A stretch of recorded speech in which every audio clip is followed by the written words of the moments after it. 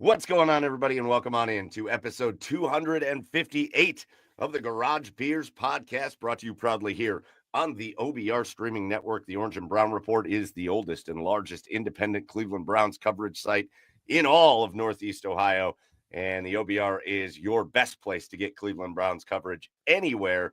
So make sure you get over to the OBR.com and hit subscribe. Some great deals going on over there and some really great information getting posted to the website every single day. Plus, get over to the socials at the OBR and make sure you're following there as well to stay up to date with everything going on with the OBR. Also, while you're over there following the OBR on the socials, do yourself a favor. Go to the Garage Beers on all the socials and make sure you hit follow there as well, as you can tag along with us as we adventure through all of our favorite sports and beers and all that kind of stuff. So make sure you tune in there as well. With you tonight, I am your host, Michael Keefe. Find me online at Garage Beers Mike. And joining me over on the east side of Cleveland, where he's back inside again because, damn it, it's cold out again. It's Chad Meyer at Garage Beers. Chad, what's up, Chad? Make up your mind, Mother Nature. What the fuck? Hey. Come to find out, man, there isn't shit on TV on Sundays. I'm actually quite glad I go to bed early on Sundays. Now, obviously, newsflash, we're recording this on Sunday, but. There's nothing to do. Like right now, I'm watching something called Omega Ball. Okay, yeah, sure. Yeah, it's 3 soccer nets in a circle, and there's like 6 teams of like 3 on the. I don't know. It's weird. It's weird. I'll have updates, I'm sure, as the show goes along. But if you could, how you doing? How you doing, Mike? What's up? I'm good. I'm tired. It's been a bit of a tiring weekend. It's been a great weekend, but. As Chad said, and I want to make sure everybody's informed on this.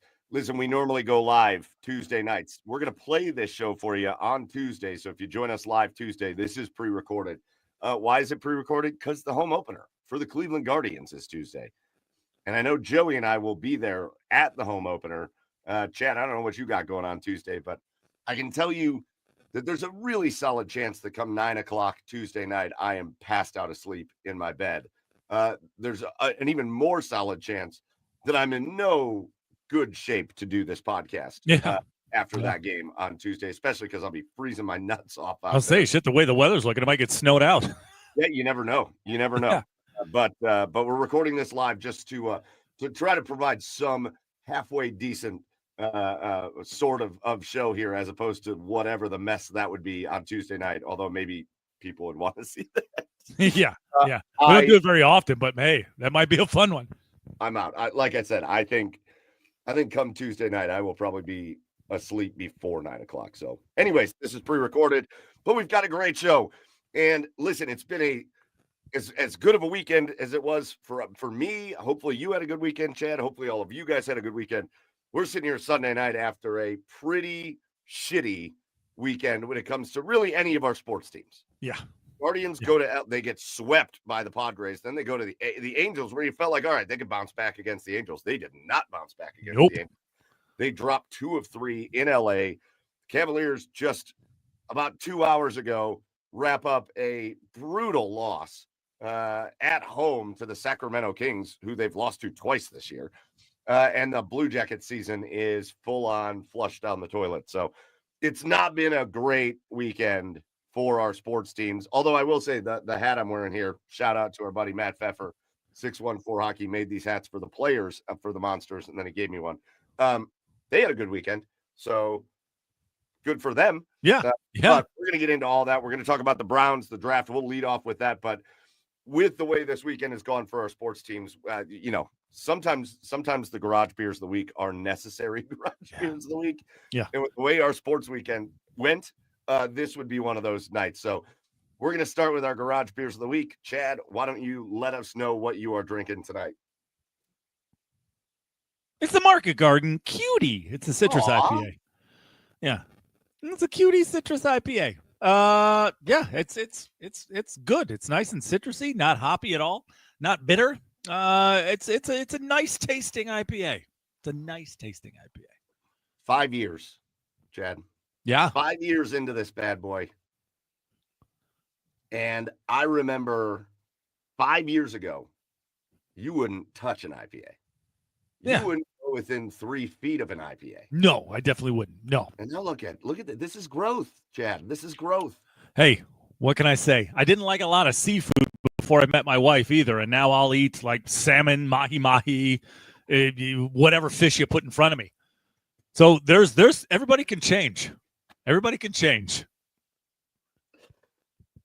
I'm going to tell you what, man, for the first 30 seconds, or I'm sorry, the first like 5 seconds of that story, I was like, where is he going with it? Oh, yeah. No, I could go there. I could definitely go there. No, don't go there, please. No. Please. The seafood you're thinking of is before I met my wife. It's not that show either. Yeah. The seafood you're thinking of is before I met my wife. No. Oh, hold on. I'm going to totally sidetrack here in the middle of Garage Beers of the Week. But, you know, if you're on social media, whether it's Instagram or TikTok or whatever, you get like the algorithm and it like figures you out a little bit. Yeah. My TikTok algorithm has hit something that I was not aware that I wanted it to hit. Okay. But now it's going to put me into a whole new area of the food world. Oh, okay. Because usually for me, TikTok is like some like professional wrestling stuff, a lot of golf stuff, Okay. Sports stuff, and then just random, some political, whatever. But like Sure. all of a sudden there's these two dudes and all they do is they go to like Trader Joe's or Whole Foods or World Market or whatever, and they buy canned fish. And they eat canned fish, like old school, like sardines, Okay. canned fish. Yeah. And I like seafood. Sure. But I've always been fairly off put by that. Yeah. And I'm watching these guys eat this canned fish. And I'm like, it looks delicious. Like I could do that. There's like a smoked salmon canned fish from Trader Joe's that looks incredible. So it might be the new thing. Next week, you might see me here with a little can of fish, just a little tiny fork, just going to town. Do it. Why not? And listen, if you're going to get that, Trader Joe's is probably the place to get that. Like, you don't want it from like, you don't want to go ahead and get it from like a Dave's or like a Mark's. I wouldn't trust the canned fish from there. But if you're going to get one, Trader Joe's would probably be the place to do it. I went and got the Walmart canned fish and died. Yeah, no, right? Like I remember one time I went to Lolita before it burned down. Yeah. And I saw chicken livers on the menu. And, my girlfriend at the time, she was like, ew, you're not going to get that, are you? I said, listen, if there's a place that's going to make it taste good, it's going to be here. So that's Correct. why, like, if you're going to try canned fish, some place like Trader Joe's is the place to do it. 100%. 100%. So anyways, I didn't mean to sidetrack it, but like, it just, every once in a while, something hits you and it's like, I don't know why I like this. I don't know why I'm watching this, but I keep it now. Every time I open TikTok, it's like the first video that comes. Yeah. Listen, again, I said it was a tough weekend for our sports teams, and it was a weekend that involved a fairly decent amount of consumption of beer. We had a big party for Katie's family here at the house yesterday, had a good time, bunch of beer consumed. So I was like, you know what? I'm actually going to switch it up, and I'm going to go with an Irish whiskey. Ooh. This Irish whiskey is called Method and Madness. Okay. It's in a beautiful bottle. Yeah. It is a single pot still Irish whiskey. I've got my little whiskey glass here, and this is a great whiskey. I don't know. I'm trying to expand out to touching the roots a little bit more. My name's Michael Patrick, for Christ's sake. I got to get more into the Irish whiskeys, trying to expand the roots beyond the bourbons a little bit more. And this is an incredible whiskey. Listen, you could stand to do it because I'm almost certain that I could count on one hand how many times you've done booze on the show over beer. Correct. So yeah, good. More power to you, Michael Patrick. Michael Patrick. Oh, thank you, sir. You're welcome. I went out to the garage and I looked at the beer and I just went, no, not tonight. Not I've tonight. had nothing to drink today. I took the kids. My wife is out of town. I took the kids to Urban Air Adventure Park at Crocker Park. We went out to Mission Barbecue for dinner. Let's go. I was like, the thought of opening another beer today was it was too much for me to No. handle. Wow. So that's a huge step for you. Yeah, that's right. So anyways, those are our garage beer / drinks of the week. Again, I know we're not here, but we know you're here. So get in the comments, live it up with each other, and share with everybody what you're drinking. As I'm sure if Drew's here watching this on Tuesday night, he'll have his Bush Heavies followed by whatever other drinks he's having, and everybody beyond that. But cheers to you guys. Cheers to everybody tuning in or listening. Cheers to you, Chad. Now let's get into episode 258 of the Garage Beers podcast. And Chad, I want to start. Let's go to the Browns because I need to clear my mind of everything else that's happened this weekend for a minute. Yeah, me too. Somehow the Browns have become the least depressing thing this weekend. I know. Yeah, not really, but well, yeah, sure. Just today. Yeah. Well, they haven't done anything wrong this weekend, so correct. Yeah. This weekend is fine. Yeah, we have hit this point that happens every year. We are just a few weeks away from the NFL draft. Again, let me give a special shout out to the OBR. We are going wall-to-wall draft coverage. The minute the draft kicks off, we will be live. And the minute we will be live for the entire draft all the way until it ends. So catch all the Browns picks and all the analysis and everything more. And I think we're going to also try to maybe bring in some special guests throughout that process. So join us, hang out with us. We've got it all coming through. But we've reached the point in time, Chad, where I'm starting to just become annoyed with the process. Yeah. Oh yeah. Uh-huh. And I love the draft, and I love the idea of, man, you could really I think the way that people are looking at the Cleveland Browns right now is weird to me. Sure. We're 2 years off of them going to the playoffs with Joe Flacco as their quarterback. Sure. And then they have this terrible year with the worst quarterback play in the NFL this year. And somehow people think this roster is still more like a 3-win team than an 11-win team, where I think it's probably at least closer to the middle as it sits right now, even before you figure out the quarterback. But, man, the way people talk in terms of the draft, in terms of definitiveness, Chad, drives me up a wall. What, like that? Like people think that there's a lot of no-brainers in the draft, and they've come to the conclusion that this is who you need. You do it. You get this guy, and any other mention of any other guy is stupid. You avoid that guy because even though everybody's talking about him, or even though he's a highly touted prospect, he's gonna suck because I think he's gonna suck. And listen. We deal with it. We have these great back and forths. At least I know on the OBR, it doesn't get overly emotional. We have these great back and forths with the guys in the OBR because, I've got some disagreements there. There are some guys that are like, if it's not Abdul Carter, you might as well not go to the draft. And I'm like, what? It's insane. It's it's a Looney Tune take. I just don't. I like Abdul Carter. I like the thought of Abdul Carter. I think Abdul Carter's got a great shot to be a great pro. There's no definitive thing. There's the truth about the NFL draft is that it's somewhere in between a crapshoot and a well-researched, well thought out, sure thing. Yeah. It's not entirely a crapshoot. It's also not entirely a sure thing. You could go get, if you think Abdul Carter is the safest, top prospect, best player in this draft, you could draft him and he could be off your team in 2 years. Right. It just, you see it every year. You see guys get taken every year that people are like, home run pick, surefire. The Browns have done it so many times, and then it doesn't, and then it doesn't work out. And so again, I'm listening to these conversations, or I'm putting out a mock draft on the OBR's website every week, and man, the comments that come back, and again, I don't take it personal. I like the conversation. Sure. But the comments that come back that are like, oh, you should have went this way instead of that way at the 67th pick. And I'm like, what? Huh? What are we talking about here? Yeah. I don't know, man. I just, the way that people get real dug their heels in, this is the way it has to go, is just crazy to me.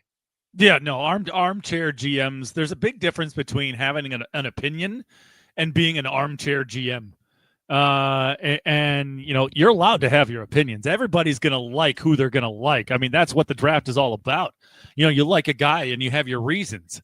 But but the thing that bugs me, I think the most, Mike, where you're at is the thing that comes along with those people digging their heels in is the reasons that they don't like the other guys. The reasons that they don't like the other guys, they'll get hung. It feels like they'll get hung up on one thing, right? Like Travis Hunter. Oh, he's small. Why would I draft him number 2? Because he's not 6'3", 215, 220. Right? It's and cornerbacks, and if you're going to play him at defensive back, 6 foot is big for a cornerback. So it's just it's another one of those things where you don't look so much at the combine, don't look so much at his height, his weight. Look at what he's done in games. Look at what he puts out there on film. That's the most important thing that you got to look around. That's not to say you can't like somebody. You can't like somebody so much. If things, but like, it's not the end of the world if things don't go your way because you had this guy. Your board isn't more important than what the Browns board is. Okay, the Browns aren't listening to what your board is, and I think that's the thing that people got to remember is they've got their board. Yours doesn't matter. You just kind of want to shout it from the mountaintops, so everybody can hear, just so you can say I told you so. No, it's not. And then there's the hindsight people. Like, oh, we passed up Donovan McNabb for Tim Couch. There's no way you could have possibly known that Donovan McNabb was going to be a better quarterback than Tim Couch. I know that's the oldest example I could possibly think of, but that happens every year as well. Right. Like, or in the NBA, like, oh, we passed on, I don't know, Kobe for Vitaly Potapenko. Right. It's like, you had no idea at the time. You have no idea now. And you're not going to know until until they get on the field. Well, the example right now that is relevant to the Cleveland Browns was Jed Wills. Yeah. You could have went with Tristan Wirfs, but you selected Jed Wills. Acting like, and I remember we were on. That was our very first year that we were ever doing the podcast. I remember how the conversations went around those 4 tackles that were available at the top of that draft that year. And these people that now sit back and they're like, oh, everybody knew Tristan Wirfs was going to be better than Jed Wills. Yeah. No, absolutely not. He talked the week of the draft. I remember our guest, Chad. It was Mike Chico Borman. And why did we have him on? We had him on because he, that week on his 92.3 The Fan at the time radio show, had on one of the radio analysts for Iowa Hawkeyes football that said he didn't think that Tristan Wirfs was going to be able to make the switch over to left tackle, and he didn't think he had it in him after watching him at Iowa. Right. So like this hindsight of like, oh, they should have known this or that. No. Right. You don't know that a guy isn't going to, you don't know that all of a sudden a guy is going to be like a guy that gives half effort out on the field. Right. Like that doesn't show. Right. And then you get to this point. Now they're, all these pro days and all these workouts. And like, oh, this guy didn't work out at the pro day. He falls way down my board. What? What? Or the other side of that. Man, Will Howard only 3 incompletions at his pro day. Yeah. He's just standing there throwing to guys running down the field. Throwing to the guys he's thrown to all year. Without defense. Right. Right. Am I missing something? No. I don't know why people. I think the testing is valuable. I think the testing can show you. I think the testing can be used in a way where it's like, oh, I liked this guy, and then he tested through the roof, and now I really like this guy. Or, oh, I really didn't like this guy, and then his testing was poor, and so now I'm really feeling like let's move off of that.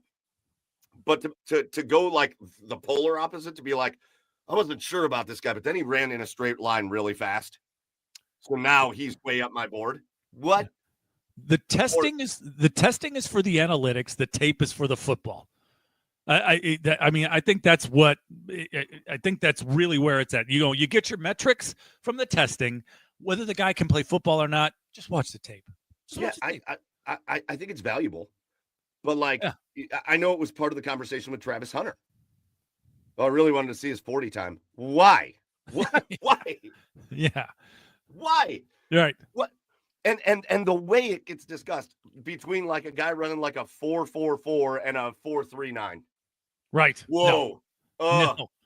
I'm like, you do realize we're talking about 5/100ths of a second. And you do realize that when you see it on the field, you're really not going to be able to tell the difference. Correct. Like when he's in an actual game.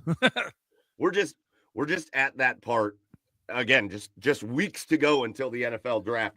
We're at that part where the nits are getting picked hard. Yeah. But I think again, I don't really mind that. I think it's just there's so much of an agenda to the nitpicking. Sure. People are nitpicking the guys that they don't really want to see. Right. And then they're not nitpicking the guys that they do really want to see. Right. And it's just like, come on, let's just give fair analysis to all of these players and we'll roll from there. So, Chad, that's what we're going to do tonight. Yeah.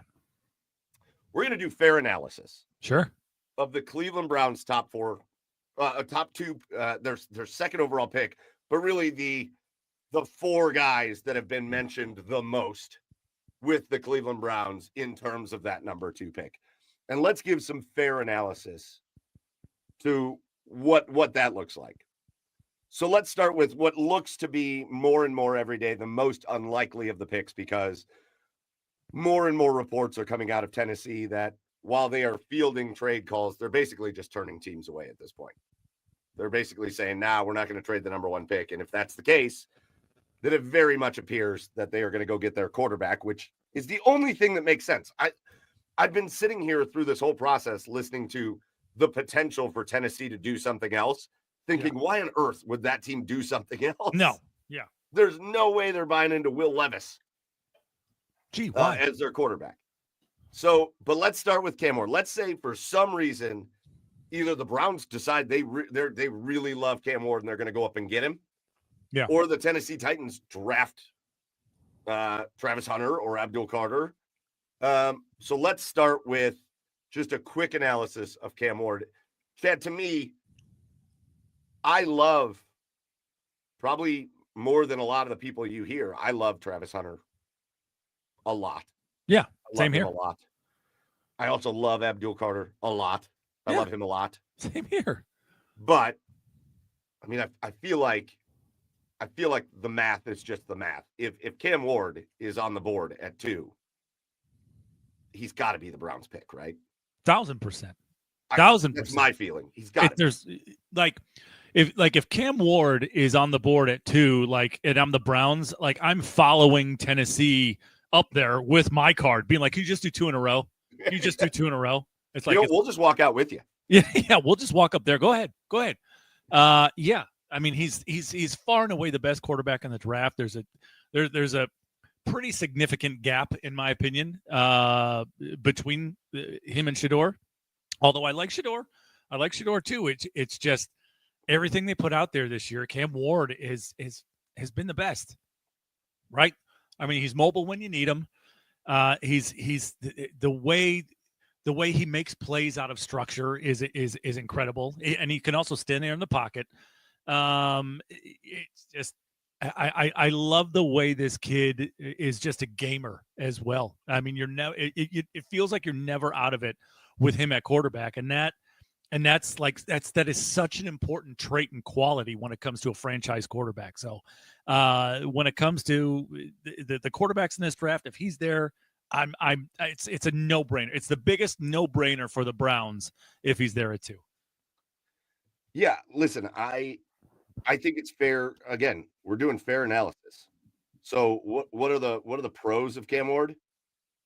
His arm, number 1. I mean, the dude, he's got a rocket and it looks easy when he throws the football. We talk a lot about accuracy when comparing anybody to Shedeur Sanders, because Shedeur has been the model of accuracy in his college career. But Cam Ward was really accurate with the football, especially this last year. I mean, the numbers that he put up were incredible, and he was incredibly efficient. Like you said, he's a field general out there, right? Like that was big news in Miami last year, was they really handed over the offense to him. They allowed him to take over and make calls and make adjustments at the line where he saw fit in his 1 year at Miami, right? So there's so many pros. You talked about his play out of structure. You talked about he's got a little of that Patrick Mahomes to him, which I love. That he'll roll out and throw at a weird angle, something like sidearm, or he'll come 3/4 to avoid a defender, and he's really good at doing it. But and take this for pros and cons. On the con side of things, he's got a little bit of that gunslinger mentality to him. Sure, yeah. And I think he was fortunate on a few plays last year to not have turnovers. I think sometimes he can be a little careless when he's holding the football, and that is an issue. Yeah. So I think his turnover worthy plays were a little higher. They weren't high. Don't take this the wrong way. Right. But I think his turnover worthy plays, that number is a little higher than his actual turnovers. Yeah. So I think there was a little luck involved with his numbers. And then,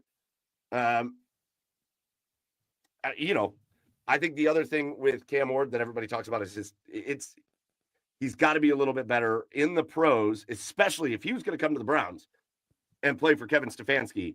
The number one thing they're going to have to work on with Cam Ward, and it's not going to be a lot, but the thing they're going to have to work on the most is anticipation. Yeah. Cam was really good at making his read and throwing the football to the guy he knew he wanted to throw the football to. Yeah. But in the NFL, anticipation is the most important thing, I think. It's the most important thing.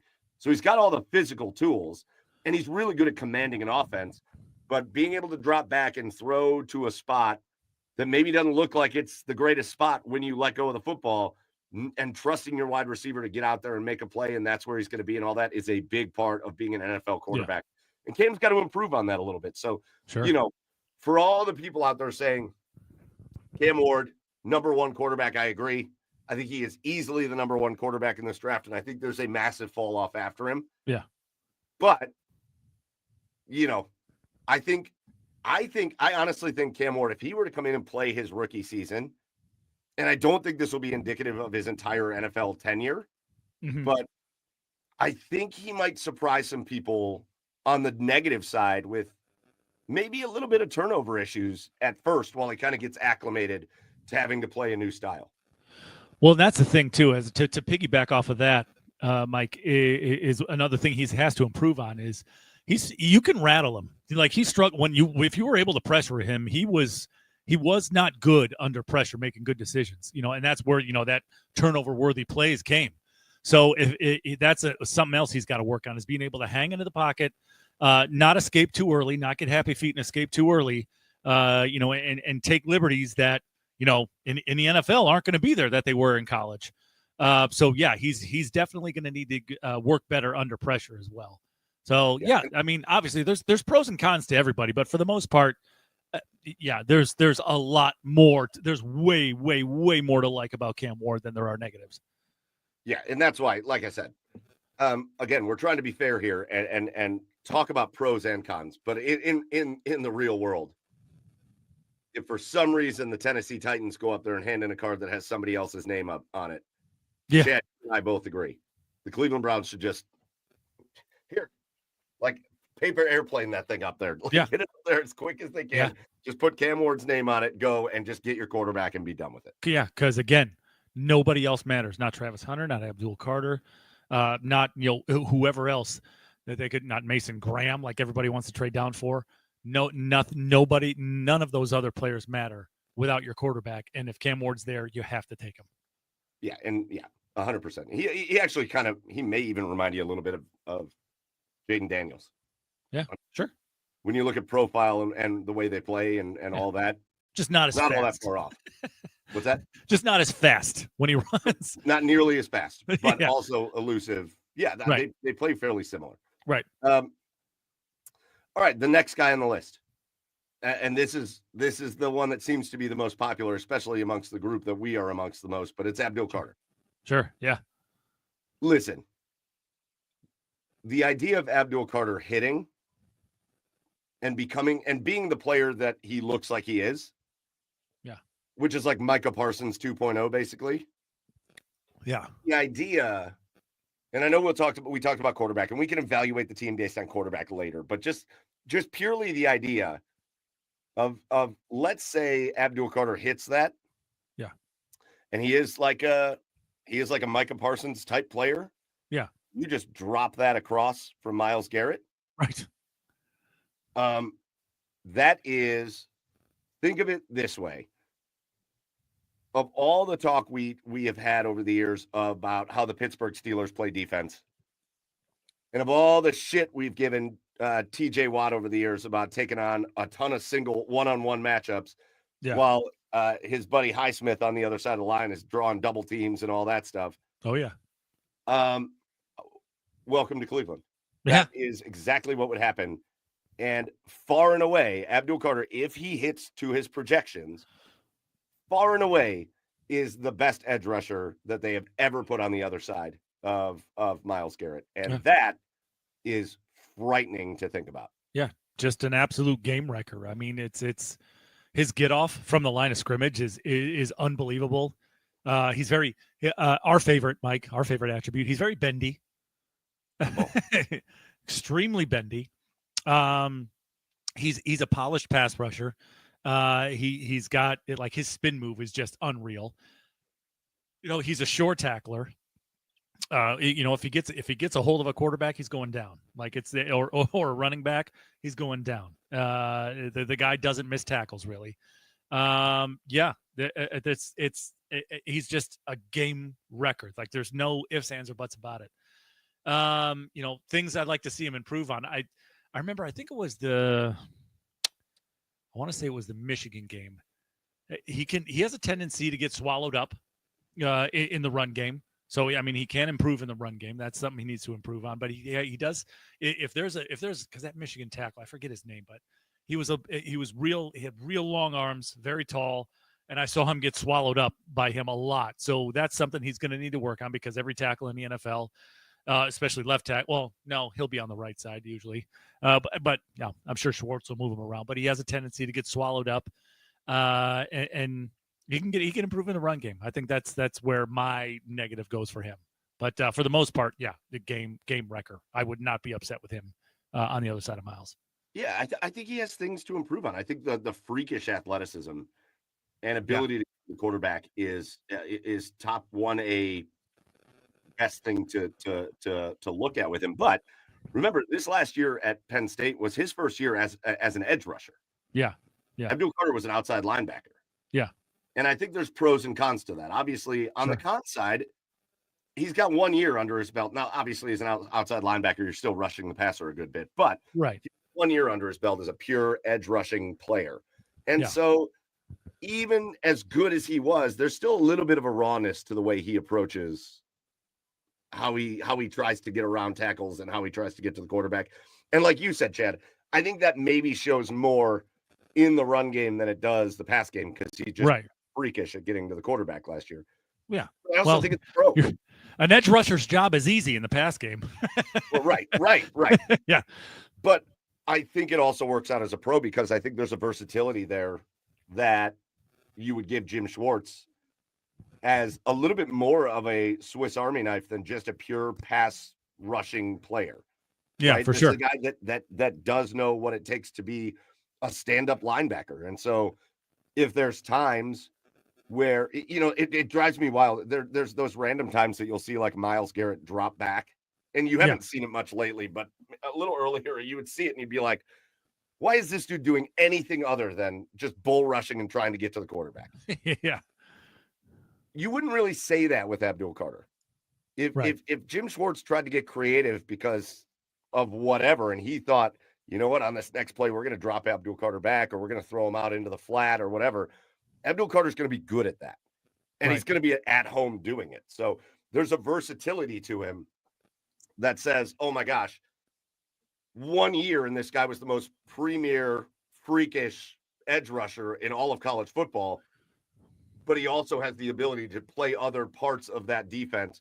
I think there's something exciting about it. So again, I talking about any of these guys like they're sure things. Cam Ward is not a sure thing. Yeah.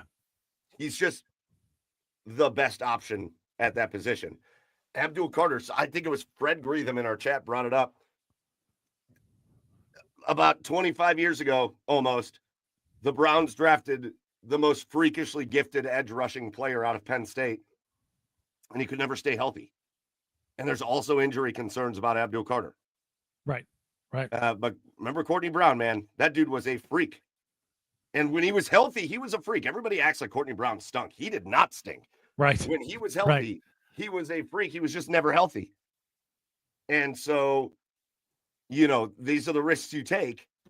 But again, if the Cleveland Browns went up there with that card and turned it in for Abdul Carter, let's roll. Yeah, for sure. It would be the number one thing I'd be excited to see week one immediately is the first drop back by whoever the quarterback is for the team the Browns are playing. Right. When Abdul Carter and Myles Garrett are coming at him for both sides. It'd be the number one thing I was looking forward to watching. Yeah, 100%. I'd be Gene Creeman time. Gene Creeman. Okay, so let's go to the other guy who's kind of in the conversation of right now. It seems like the argument is just these two guys. Right. Although I will say, and it could be for a lot of different reasons, but you haven't heard a lot of stuff coming from Browns land about Abdul Carter. Yeah. You've heard everything coming out of Browns land about Travis Hunter. Only recently, though. I feel like I've only heard it in the last couple of days. I think it's been a couple weeks. Okay. All right. Travis Maybe I'm just Hunter not paying enough attention. Yeah, well, and that's fine because who cares? But here's this, for lack of a better term, unicorn player. Yeah. In Travis Hunter. Here is a guy that was. People are trying to figure out. Was he an elite wide receiver? Can I answer that question for you real quick? Yes. He was an elite wide receiver. When I look at Travis Hunter and I put him up against the next wide receiver in this draft that's probably going to get drafted, which is Ted McMillan out of Arizona, I would be fine if you chose to take Travis Hunter over Ted McMillan, just purely from a wide receiver perspective. Yeah. And then people are going, okay, but they may not play him at wide receiver. They might play him at cornerback. Was he an elite cornerback? Real quick. Yes, he is an elite cornerback. I think Travis Hunter is the player being nitpicked the most in the conversations that I'm having. Yeah. People are acting like he wasn't elite at these positions. Right. 100%, absolutely elite. I will tell you this.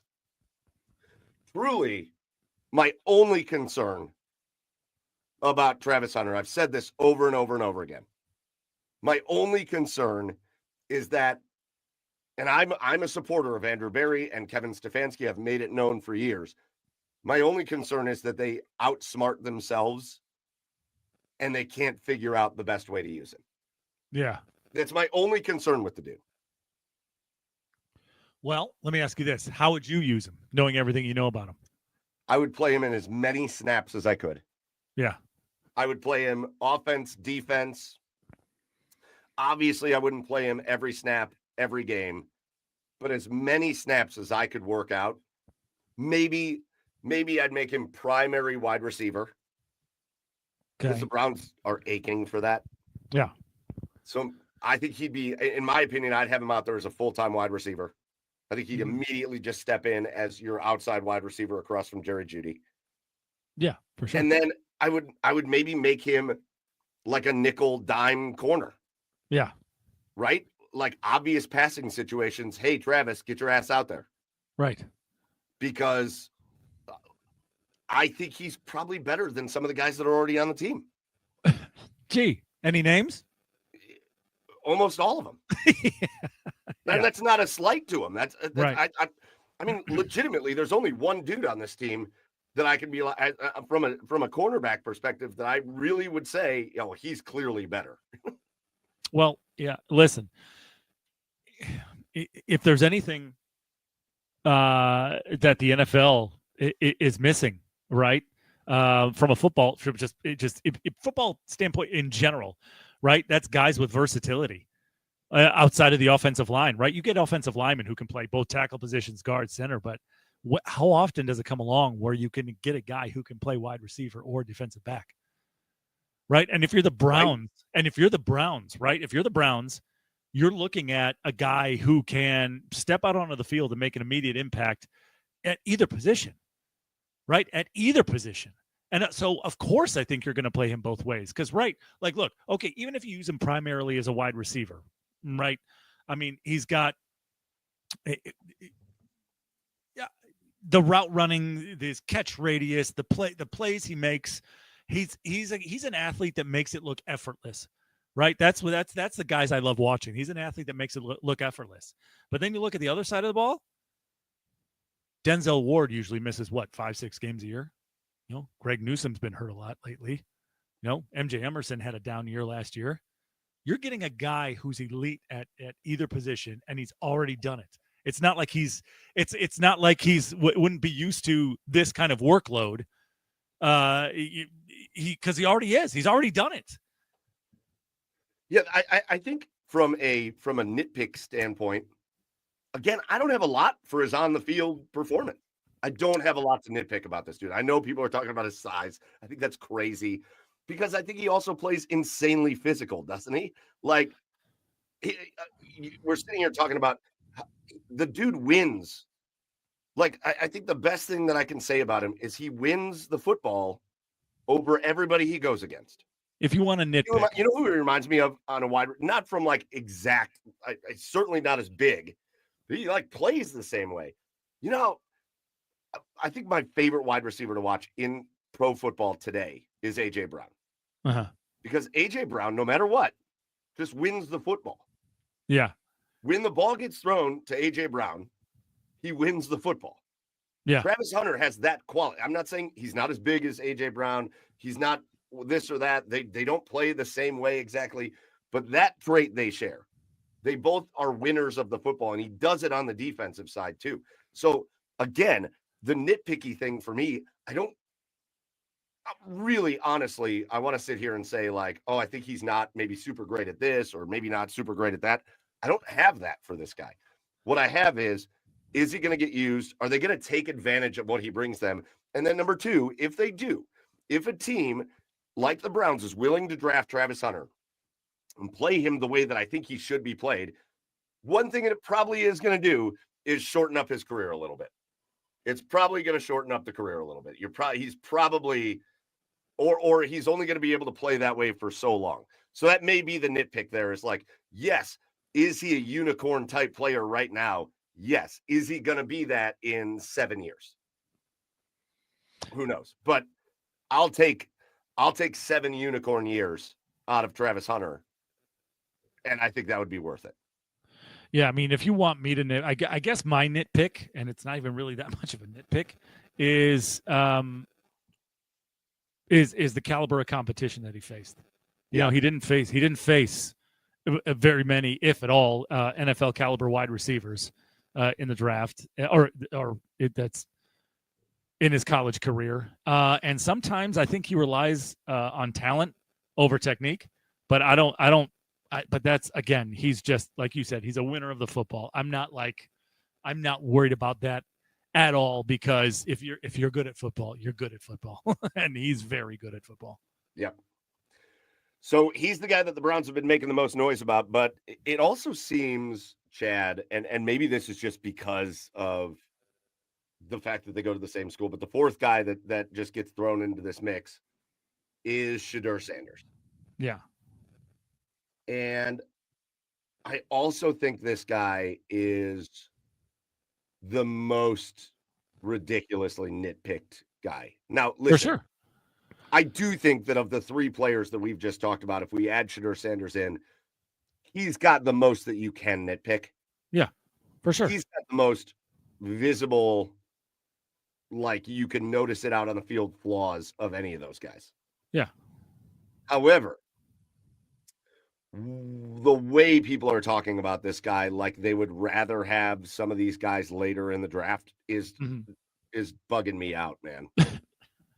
Like Shedeur Sanders is as much as I think Cam Ward is the clear number one quarterback in this draft, I think Shedeur Sanders is the clear number two quarterback in this draft.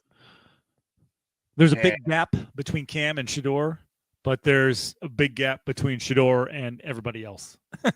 So yeah, the willingness of people to say, "Oh, I'd rather have Jackson Dart than Shedeur Sanders." The willingness of people to say, "I'd rather have Jalen Milroe." Shit. The willingness of people to say, "I'd rather have Will Howard or Kyle McCord than Shedeur Sanders," yeah, is so overboard for me. Like I think there's reasons why people, and I think maybe because of Deion, Shedeur's getting heavy criticism. Yeah, 100%. But I think people are looking at his flaws and making them enormous, when in reality, I don't know that I would really advocate for the Browns to go get Shedeur Sanders over Abdul Carter or Travis Hunter if those were the two guys available at 2. Sure. But if the Browns wound up in this draft with Shedeur Sanders, I think they got the second best quarterback in this draft. Yeah.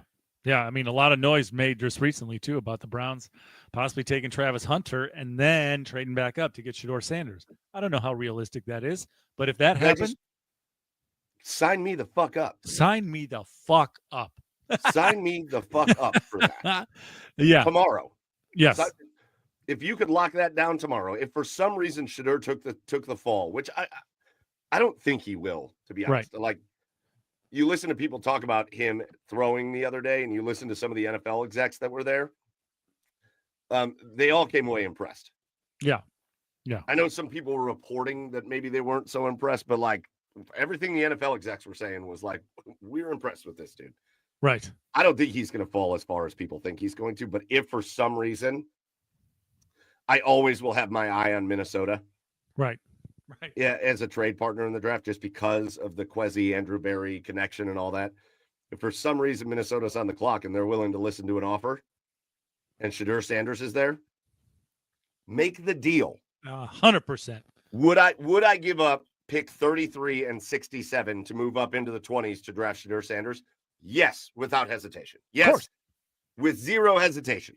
Of course. Yes. Because that's 100%. What it would take. Yeah. Zero hesitation. Yeah. Right. I mean, I don't know the most accurate passer in college football history. Not just like of the last 2 years, Mike. In college football history, you know, the guy, like, he's also a gamer, just kind of like Cam Ward. He's the guy is always looking to make plays downfield. You know, he keeps his eyes downfield. You know, if we're going to nitpick him. Again, some of the things I do have a problem with from games I've watched with him, you know, he has a problem with just taking what's there, taking what the defense is giving you. Sometimes he tries to force plays, holds on to the ball way too long, way too long sometimes, and he struggles to like live to fight another day. Like, he'd rather take like a 25-yard sack than try to get out of the pocket and throw it away. But all of this, though, it can be fixed. All of this is absolutely fixed. The kid is still wildly talented. He's confident, which I love, right? You have to have a little bit of if you're going to be a franchise-changing quarterback, a franchise quarterback in general, you got to be a little bit of a dick, right? You got to be a little bit of a dick. You got to have confidence in yourself and your abilities. And Shedeur has every bit of that. A lot of that, you know, due to Deion, all right, and the way he raised his kids. But it's I don't know. It's the second best quarterback in the draft, and there's a huge drop off after that. So if he's there, like, take him. Just take him. Just trade up to take him. You hit on the nitpicks. He likes the hero ball a little bit. He hangs onto the football way too long. He has not shown the ability to live to see the next play. He always wants to make the play. Right. And that results in him taking a ton of sacks. But for me, if you're designing the quarterback to go in Kevin Stefanski's offense, when you look at the pros of Shedeur Sanders, he's the guy that fits the mold. Right. I'm not saying if he and Cam Ward were on the board together, I would take Shedeur over Cam Ward. I would not do that. No. But does Shedeur fit the mold of what you're looking for? Yes, he's got a great arm.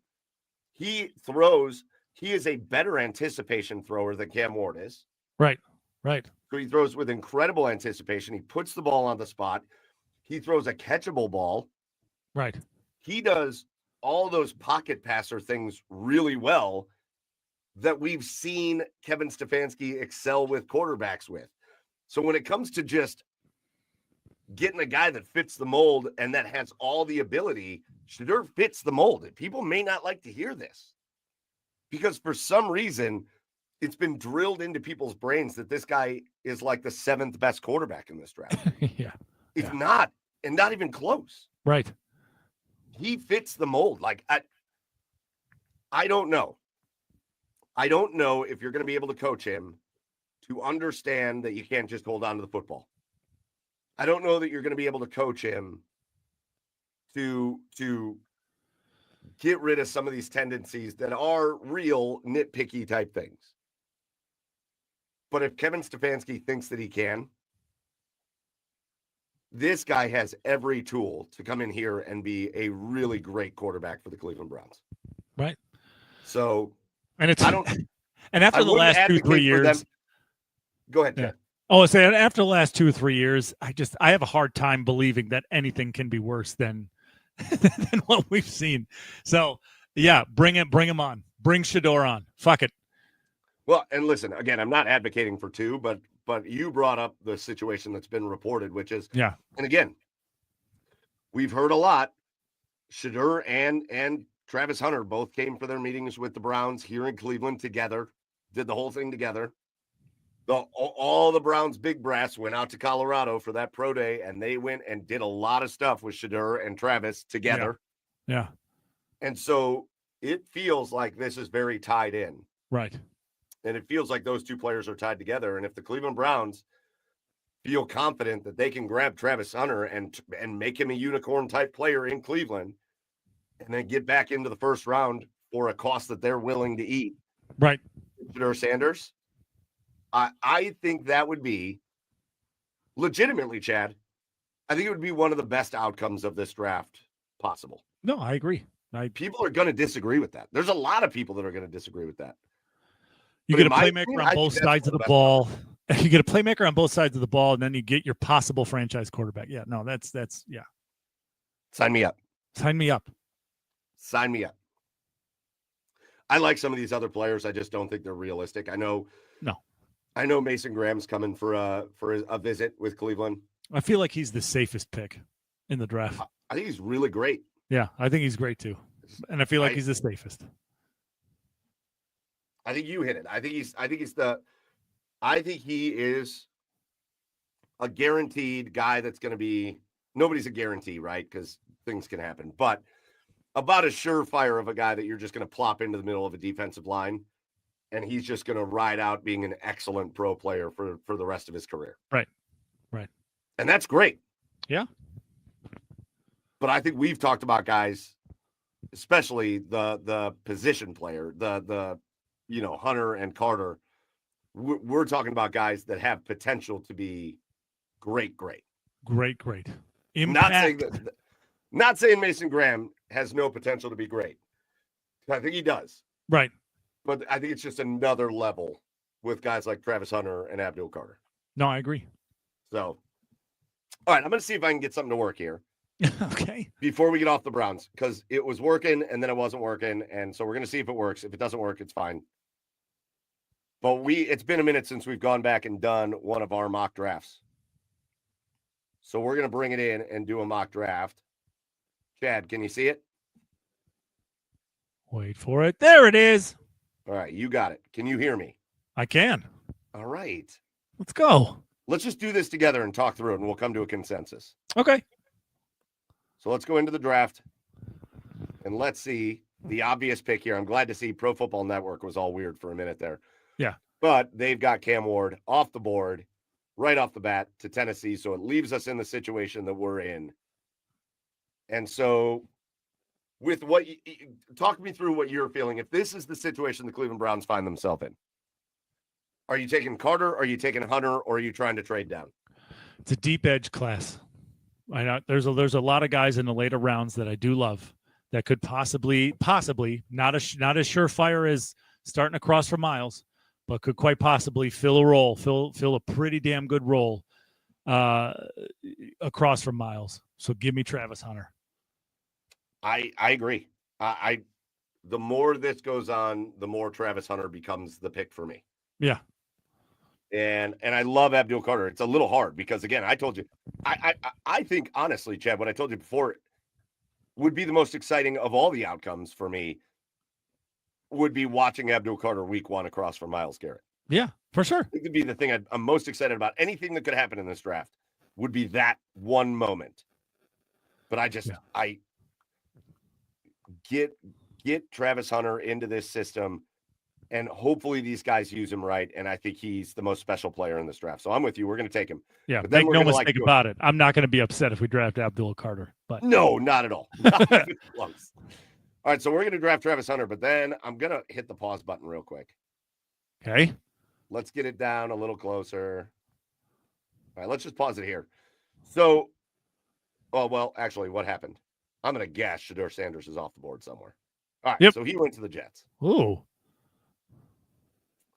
So the Jets are going to roll into the season with Jameis and Russ. Or I'm sorry, that's the Giants. The Jets are going to roll into who the Jets? Oh, Justin. Who else is a quarterback for the Jets right now? I don't know. It's a good question. Who's the backup? I don't know.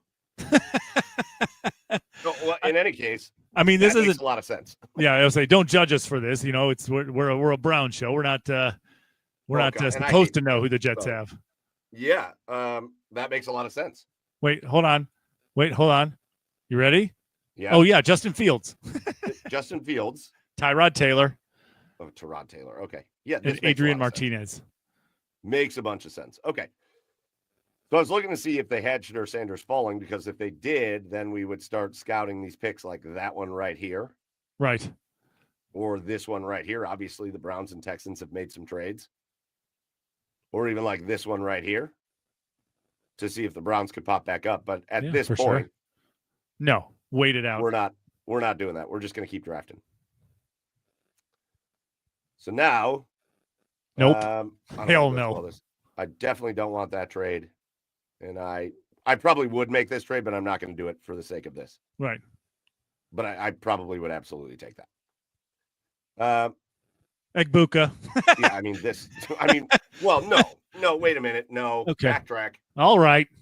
I'm not taking Travis Hunter and then Emeka Egbuka. Okay. All right. Are you? Listen, you need weapons and you need playmakers galore on the offensive side of the football. And if you're looking to become more explosive, Emeka Egbuka is a guy I would absolutely think about taking at 33. All right, I mean, are there more other options I would take? Yeah, absolutely. But if a guy like Egbuka is there, whew. Well, okay, let's talk through this, because in my head I'm immediately going, I mean, if we're gonna think of Travis Hunter primarily as a wide receiver, is that it's what Andrew Berry has said, right? Sure. Or corner. No, at least the last I heard of, he sees him as a wide receiver mostly. Right. Okay. So let's go through this, because right now, Elijah Moore he's still a free agent. He hasn't been re-signed. So you're going into the season with Jerry Jeudy coming off that great year. But now you're going into the season with Jerry Jeudy, Cedric Tillman. Your wide receiver room is bland. Yeah. To say the least. Yeah. So would there be a thought, if Egbuka is sitting here at 33 as a guy that is a premier wide receiver talent? Yeah. Is there a thought of, okay, we're going to want to use Travis Hunter in a couple different ways? Right. So Egbuka is going to be your full-time, basically outside wide receiver across from Jeudy. And then we're going to use Travis Hunter just across the offense. Right. line them up all over in the slot, outside, bring Judy into the slot, put Hunter outside, and you'll have Hunter, Ibuka, and Judy all out on the field at the same time. And then if you're truly, well, and think about that too, and if you're truly going to use him on both sides of the ball, think about when Denzel gets hurt, or think about when Greg, when Greg gets hurt, and he's primarily going to be a defensive back. You need some depth at that wide receiver position too. Now, 33 the spot to take it? I don't know, but if a guy like Egbuka is there, he would be hard for me to pass up. All right, so let's pause and let's look at who else is here, and then let's make a decision. Because I'm certainly taking Egbuka over Luther Burden. Yeah, for sure. So now the other guys that are here, Tyleik Williams, awesome defensive tackle, guy that really is a force. Kenneth Grant, I think, is okay. I think one thing that scares me about Kenneth Grant is that he played so much next to a much better player. Right. That scares me. I love Omarion Hampton. I don't know why this kid isn't talked about more than he is, but he is awesome in all areas of the game. Yeah, no, I agree. I also love Xavier Watts. And, obviously without Juan Thornhill, the safety room is in question. Sure. I certainly don't think you would do Travis Hunter and then a guy like Benjamin Morrison. No, not a guy like him. Even though I really like him. Yeah, but you still need another starting safety. Here's a quarterback everybody loves. Jackson Dart. Yeah. He's not my favorite. So you see the guys here. Here's Jalen Milroe. There's been a lot of talk lately about Jalen Milroe. He had a great pro day. Again, who cares? So we've got this list here. Is there anybody that's standing out to you on this list that's going to make you say, you know what? I'm going to pass up on Egbuka. The only other person that I'm looking at that's making me pass on Egbuka is Xavier Watts. Yeah, is Xavier Watts, that other starting safety. I love Omarion Hampton just as much as you, Mike. I love him a lot. But this is also a deep running back class, and I think there's guys who can start for your football team all the way into the 5th round. I agree with that. So I think there's here you gotta get one of the top, if not the top safety in the draft, or the top defensive player if you're not going to take Egbuka. So what are we going to do? Are we going to get weird? What's your vote? What do you want to do here? Man, I can't. The idea of having Egbuka out there with Jerry Jeudy and then Travis Hunter is just, it makes me salivate a little bit, Mike. So I want to take Egbuka. That's me. I want to get weird too with you. I want to get weird. Yeah. And drafting Travis Hunter and then coming up and at 33 and getting Emeka Egbuka is it's weird. But you want to get nuts? Let's get nuts. Let's get weird. Yeah. Let's get weird here and let's take Egbuka. Boom. All right. Oh my God. Travis Hunter and Emeka Egbuka. And all of a sudden, there's a lot of firepower on that offense. Ooh, look who's still there. Oh. Well, both quarterbacks that people really love. And fuck you, Philly. Okay. So Jackson Dart and Jalen Milroe are on the board. Dart scares the shit out of me. I'm going to be honest with you. He scares the shit out of me. He's got a lot of good physical tools. But a guy that plays in the offensive system that he played in Ole Miss, scares the shit out of me. Well, the knock on Jackson Dart is nothing physically. Great arm. Super athletic. He can run, he can move, he can make plays in chaos. Love all that about him. But man, was he really a one-read quarterback in college. Yeah. And that frightens the shit out of me. Well, Mike, I know we're getting weird now. Jaden Higgins is sitting right there. No, just kidding. I love that. So you got Dart and Milroe. Again, I think I like Milroe a little bit more than I like Dart. And that's my only thing. I like him better than I like Dart as well. It scares me because he loves to throw the football to the other team. And that's something he really, really needs to cut back on if he's going to be successful in the NFL. But I love a little bit, and I love the rest of his tools in this draft. I love the rest of his tools. I see two of my favorite players in this draft. Oh, Harold Fannin. There we go. Nope. So I think Princely is a great edge rusher if we're going to take an Ole Miss player. Yeah. Mm-hmm. Two of my favorite players in this draft.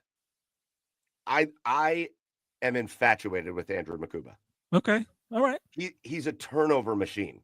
Yeah, that's true. He's a ball hawk. He is so good at being that.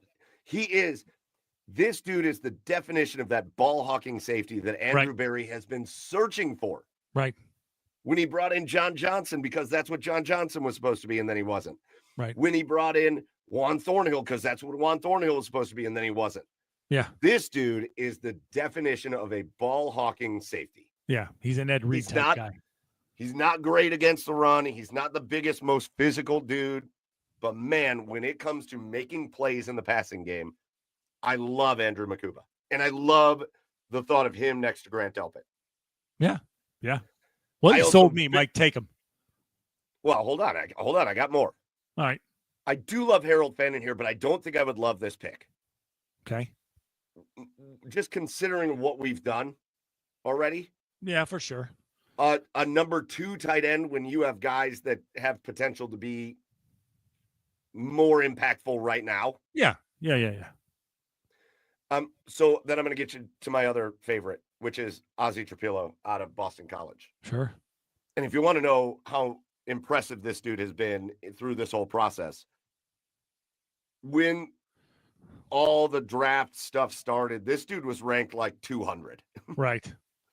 And he just every step of the way just keeps climbing up. I think whoever takes this guy as a tackle, and this guy is built, he can be a left tackle. Right. Is going to get their next starting left tackle that they can just plop in that lineup for a decade. Yeah. No, the guy's a road grader, and he's really good in the passing game. I love that kid. I do not, in my opinion, I don't want a quarterback here. I don't want either one of these guys. I'm happy to see them go anywhere else. Right.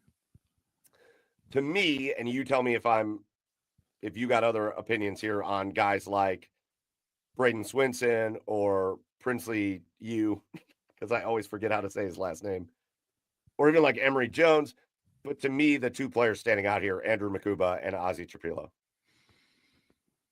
I mean, there's a need for both, and you still don't know what you're going to do at left tackle. I mean, I'm probably taking Ozzie Trapilo, although I love the idea of Makuba next to Delpit. Of who? Makuba next to Delpit. I love that a lot.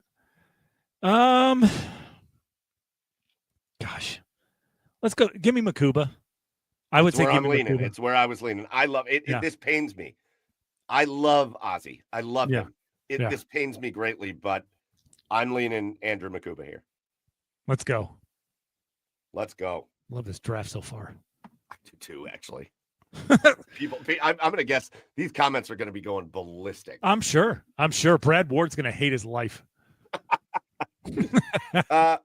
I would absolutely accept this trade, but we're not going to just for the sake of the draft.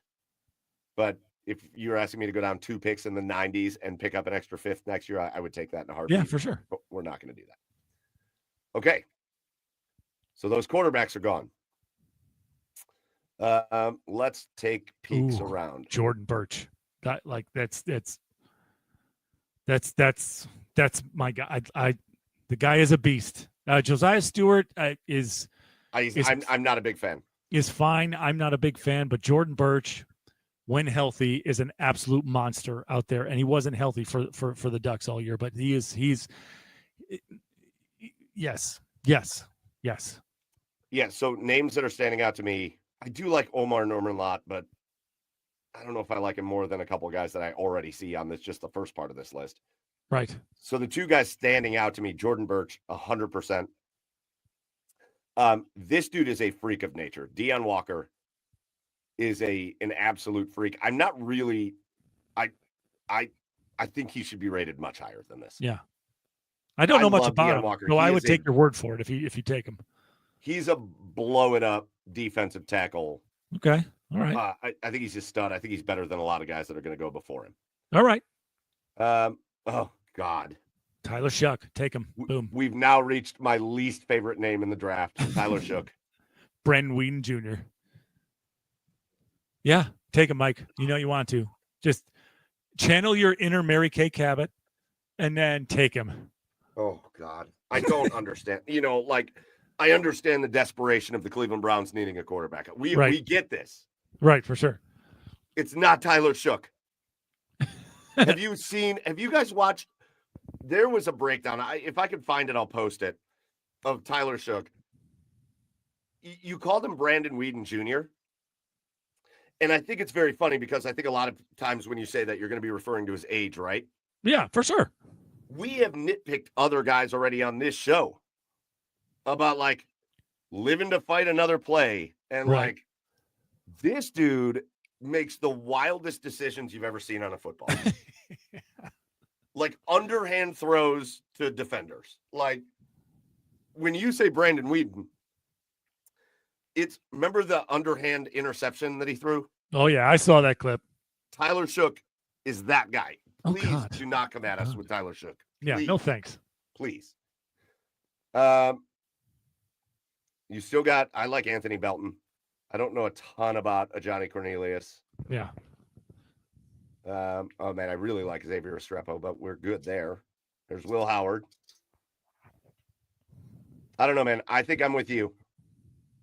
I don't want to go through the whole draft, but I think I'm in. You've taken care of wide receiver. You've taken care of safety. You've got give me help that at the cornerback area, but Jordan Burch, I think, brings a lot of potential. And again, remember that initially a guy you're drafting here in the third round is going to then enter into a rotation with Isaiah McGuire and Alex Wright. And I think Jordan Burch just adds a lot to that. So if that's the guy you want, I think I'm all for it. Yeah, someone's going to stand out in that group. All right, Browns right back on the clock. Woo! All right, so we still got some offensive tackles available here. You got DJ Giddens. Again, I know they're going to be looking for running backs. Yeah. Let's take care of that interior offensive line. Is that what you want to do? That's what I want to do, man. Anthony Belton, you still need a left tackle. I mean, who's going to play left tackle for this team this year? DeWand? Oh, God. It's going to be DeWand. I mean, oh, I love this dude here. Chase This Lunt. is another one of those underrated, under the radar offensive tackles. Chase Lunt out of UConn. Okay. I love Pat Bryan out of Illinois. We're not going to take another wide receiver. Right. I love this dude too. There's a lot of these small school. There's a lot of buzz tackles. about that guy. Yeah. What's that? There's a lot of buzz about that, about Charles Grant. Yeah. But you want to go. So who did you want to go with? Anthony Belton. Give me that offensive tackle. Yeah, I would take that. I think that's fine. I'm looking through right now. I know people are screaming about quarterbacks. I think there's just enough holes to fill that we don't need to be doing that. They could figure something else out. So let's go Belton. And honestly, people who are looking at this, I really feel like they're making a play for Kirk Cousins once the draft's over.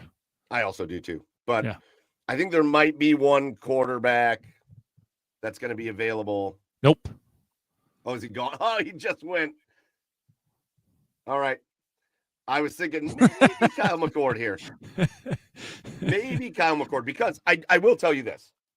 Yeah. I do think Kyle McCord is kind of like a poor man's version of Shedeur Sanders. Sure. Yeah. But I think he is that. He's got a great arm. He's got great pocket presence. He's not mobile at all. No. But he understands how to get the ball out on time. Takes a hit, stands in the pocket.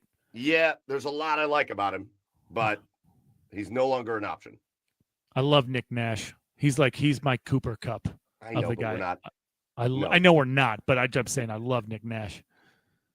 I was having a long discussion yesterday with Jack Duffin. Yeah. And I told him something, and we're starting to work our way there, Chad. I said, I know the desperation the Cleveland Browns are in to find their quarterback. And I think this probably will work out differently. Yeah. I'm not going to be mad if they don't take a quarterback. Yeah. No.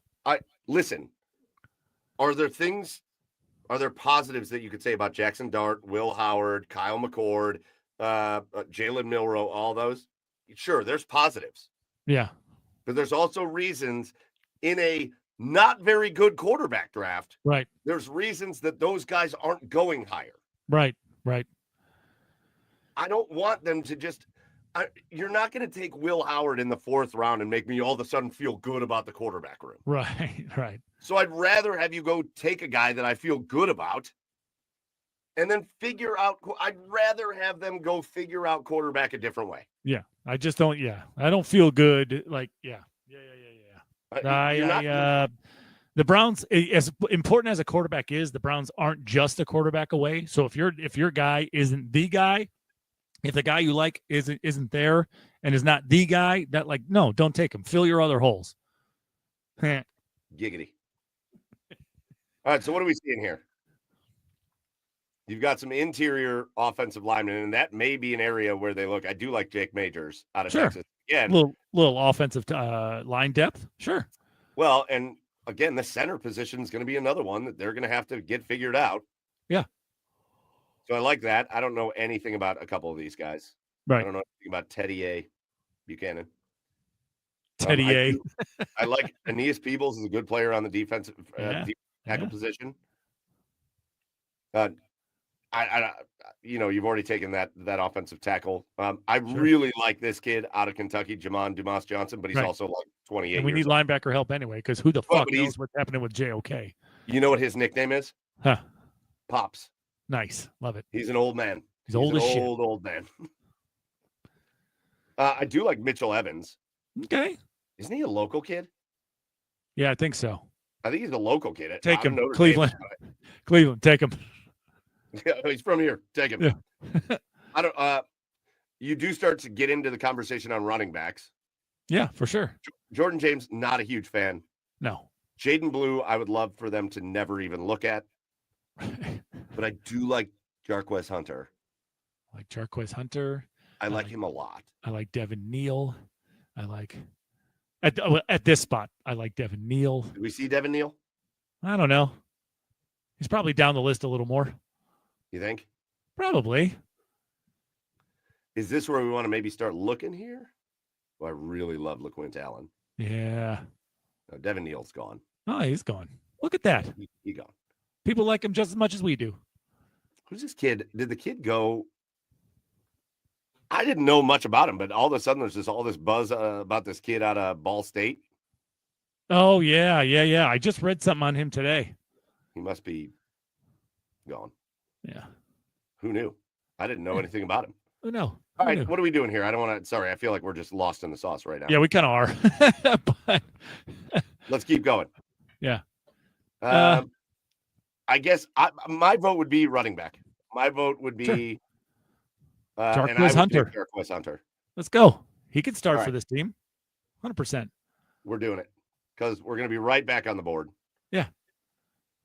And so, again, now we're looking for guys that can play football, right? Right. Aeneas Peebles can play football. So can this Jamon Dumas Johnson. I think Aeneas Peebles can play football. Yeah. But I'm going to go back to I'm going to Jaden Blue for a minute. What'd you say? Jaden Blue. No, God. Get out. Ty Hamilton. I do like Kobe King out of Penn State. Yeah. All right. He's a good player.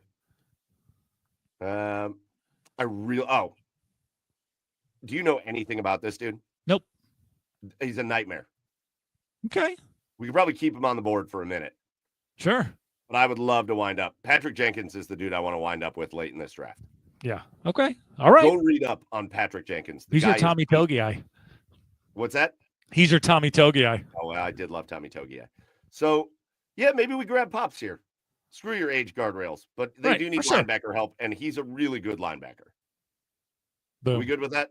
Yeah, I'm good with that. All right, we're going Pops. Just get out of here. Goodbye. I want to. Can we go take my favorite? Yes, my guy. Go take him. Take him. Patrick Jenkins here. Go. If you don't know anything about Patrick Jenkins, listen to the way that people like practice against him, talk about him, and talk about how much they hate practicing against him.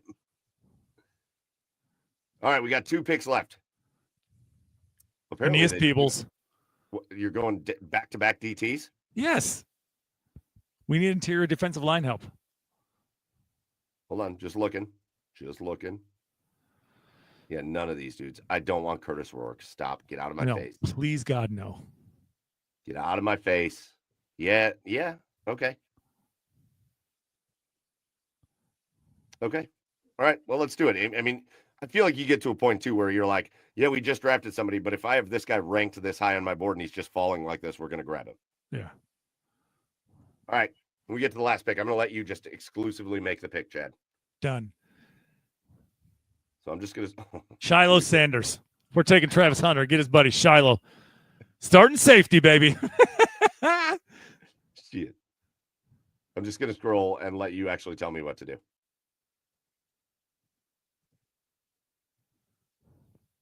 By the way, this dude, I love if we wouldn't have gone a whole boatload of wide receivers in this draft. Yaha Black. Nice. Yaya Black.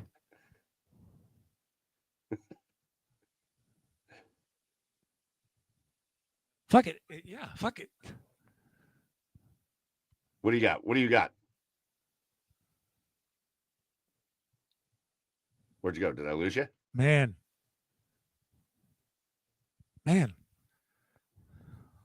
mean, you're looking at special teams guys now. You're looking at Shiloh Sanders, special team safety. You know what? I think you might do it in this circumstance. Yeah. 7th round pick. Why? I mean, why not? Look at that. All right, there's your draft. 0 quarterbacks. Look at us. Again, you can take guys here or there and place them differently, but I'm throwing this out there, and I want to make sure everybody hears this. If the Browns went into this draft and did not address the quarterback, I'm perfectly okay with it. Yeah. I know how crazy that sounds. But to act again, I think it is so crazy to act like you're going to grab one of these mid dudes right in the 3rd or 4th round, and that's going to just make you feel like they've done something. Right. That's not how you fix the quarterback room. Right. It's not how you fix it. And so unless they think there's a guy there that is actually going to be I don't go take Will Howard just to say you're taking a quarterback. Take Will Howard because you think you could turn him into a starting quarterback. Right. If that guy doesn't exist, I'm good with this. And to be honest with you, I am in love with this right here. Yeah, me too. I don't this all over here is who we'll see. But like whatever, yeah. This Travis Hunter and Emeka Egbuka. How could you be mad? That out with your new offense? Yeah. And I know everybody's screaming at their computer right now going, who's throwing him the football? Kenny Pickett, maybe. Right. But, man, that's a great start. That's a great start. And it's going to be Kirk Cousins. Let's just say let's manifest. It's going to be Kirk Cousins. I also think they're looking at Kirk Cousins. Yeah. All right. Man, we did that for a long time. We did quite a while. So we may go a little bit long, but I want to get to like some of the other stuff. Chad, break it up here for us for a minute. We normally here towards the mid part of the show, cut things off with our asshole of the week. Sure. So who has been an asshole this week, Chad, that you want to call out? Listen, if I have to beware of your dog, maybe put your dog on a fucking leash. That's or hook him up or keep him in the back of the fence. I don't know. We went and visited some friends today, and there was an unleashed German Shepherd out in the front yard just moseying on around. Got in the car, was getting out of the car, just keeping an eye on his dog. This gave me major like mailman PTSD vibes. And this fucking German Shepherd came after my kids, fucking showing his teeth, growling. Shit. Yeah, just jump back in the car. Just grab my daughter. Bridge grabbed my, Fletcher, just jumped back in the car, and this dog just jumped up on the window and was just barking at us big time. And the owner came out. Luckily, the owner came out, called him back, and put him in the house. But yeah, if I have to beware your dog, what the fuck are you doing? Letting him run around like free roam, like around your yard, around the neighborhood, essentially. It's a really good one, and I applaud you for keeping your cool because I probably would have had some very strong words. Yeah. for the person that came out. Oh, I did. I did. But yeah, that's basically the long and the short of it. Yeah. So I got to experience my asshole of the week today. I told you earlier in the show, I took my kids to Urban Air Adventure Park. I don't know if Yeah. you're familiar with it, but it's over here at Crocker Park. Oh, been there. It's like a trampoline park / go-kart / indoor playground. My kids love it. Yeah. My asshole of the week is everybody that takes their kids to Urban Air Adventure Park. So maybe I'm in this group. I don't know. It feels like the place that parents take their kids when they want to just give up. When they're done with them for the day. When they just want to give up. I'm standing there and listen. My kids are very well behaved. Yeah. Most of the time. Yeah. But they're just they understand, like, when we're together, they stay with me. They don't get in other people's space. Yeah. They're not, I don't say they're not perfect. I'm constantly correcting my kids on things, but right. I'm telling you, we are in line for the go-karts. And all of a sudden, I've got one kid who his dad is holding him, but he's kicking me in the back. And then I got another kid whose mom is like 4 people back. And this kid comes up and just like stands right in front of me. And then he just lays down on the floor. And like between me and my son, and my daughter thinks it's weird. Yeah. She asked me to pick her up. So I'm holding my daughter, and this kid is like laying on the floor between me and my son. He was just a little kid. So it's like the kid's not an asshole, but like then the parents don't say anything. This is what it's fine. It's my kid. God. I was ready to blow my brains out by the time this thing was over. It's such a fun place. And I go jump on the trampolines with the kids. For sure. Yeah. Chase them around and all that. And to be honest with you, like I said, I don't blame the kids for how they act in there because it's an exciting place. Yeah, it's a place to be. It's stimulating for them. Yeah. Those are the places where it's kind of most important for you to put on your parenting hat. Right. And not let your kids be total dick faces. Right. Right. But instead, they are because they're kids. Right. And it's you that's the dick face. So my asshole of the week is, I think, every parent that takes their kids to that place. All right, done. Yeah. And if that means I'm a bit of an asshole, I guess I am. But like, you're their asshole of the week. I don't know about you, Chad. I know you're a dad. I can't take the dad hat off. No. Yeah. Like, I think people go into that place and they're like, I'm going to get a beer because they do serve beer. I didn't have one, but they serve them. I usually have one there or two, but today was not the day. Right. But like, I think they go in, they're like, I'm going to get some snacks and a beer and I'm going to park my ass in a booth. And whatever my kids do, they do. Yeah. And I'm not a helicopter parent. I don't want, I'm not constantly chasing my kids around places, but like, we're still in a public place. Yeah, There's still other people. I always know where they are. I always know where they are. And if they're not acting right, they're going to hear me. Right. It's weird. I don't know. Those are my assholes of the week. No, I totally hear you. It especially bugs me when I see that, like get a beer, go to a booth and sit there. But it doubly bugs me, when they go to a booth, sit with their headphones in, and just sit on their fucking laptop for the 4 hours that they're there with their kids. Like, I mean, I don't know. I guess in my head, and I was actually just doing this today.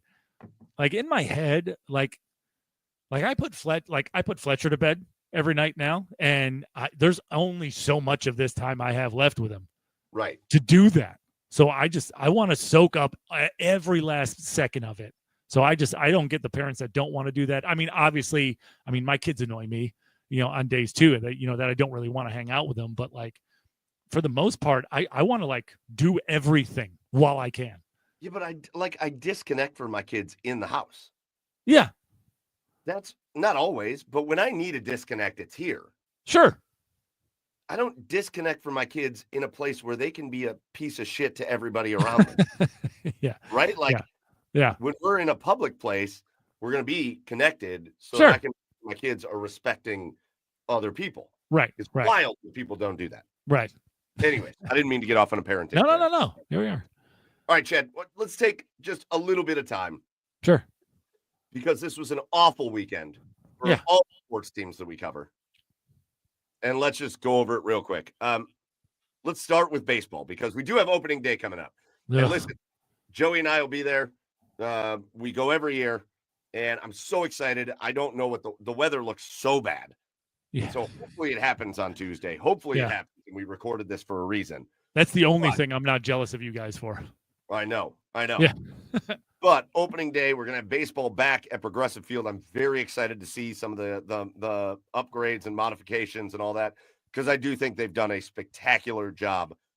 I think between Progressive Field and Rocket Arena, it's two of the best jobs of taking two places that are 30 plus years old now and just making them feel new again. Yeah, making it They've more done modern. so great. Yeah. At both of those places. Yeah. And I'm going to take some video and we'll do a thing on TikTok or whatever. But Sure. Man, the Guardians are limping into opening day, aren't they? What an opening series they had against Kansas City. Yeah. When they go to Kansas City, they take 2 of 3, and a lot of it felt like the same vibe as the team from last year. Yeah. Yeah. They go to San Diego and get absolutely pummeled, pummeled. Yeah. It wasn't even competitive, to be honest. Right. Right. It was a non-competitive series. Right.